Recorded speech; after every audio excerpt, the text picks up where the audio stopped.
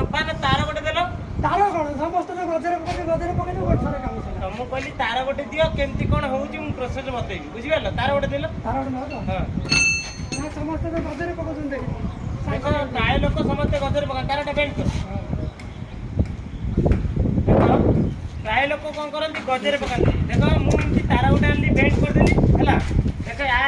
ଦ୍ୱାରା ଗାର ପକେଇଲେ ଆମର ଗାରଟା ପୁରା କ୍ଲିୟର ପଡ଼ିବ ଦେଖ ଦେଖିପାରୁଛ ଦେଖ ଗାରଟା ଏମିତି ତାର ଆଣିବେ ଏମିତି ଗାର ପକେଇବେ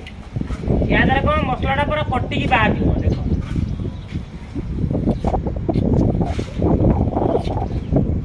ବି ହବ ବୁଝିପାରିଲ ଏମିତି ତାର ଆଣି ପକଉଛେ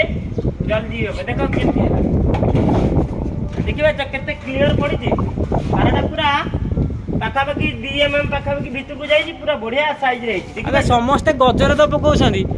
ଇଏ କାଠିରେ ପକଉଛି ତମେ କାହିଁ ତାରରେ ପକଉଛ ଗୋଟେ ତାର ଆଣିବେ ତାର ଆଣିକି ଦେଖ ଏଇଭଳି ବେଲ୍ଟ କରିଦେବେ ଯଦି ପକେଇବେ ତାରଟା ପୁରା କ୍ଲିୟର ଭାବରେ ପଡ଼ିବ ବୁଝିପାରିଲ